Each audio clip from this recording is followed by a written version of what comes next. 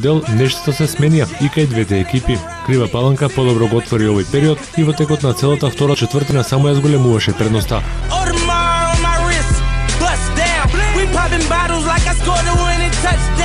Академија Баскет одигра лош период што резултираше со голема негатива на нивното конто.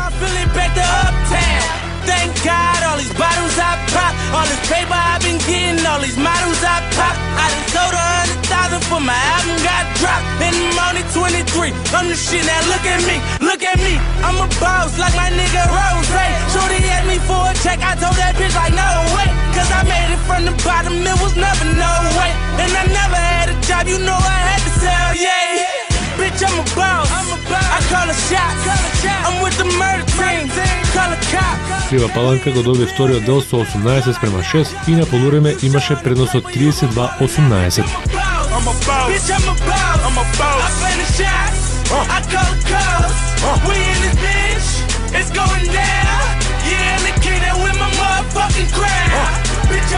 Во третиот дел Академија Баскет не ја повтори играта од втората четвртина, но Крива Паланка играше само за да ја одржи предноста од полувремето доволно за мирно да ја заврши последната четвртина.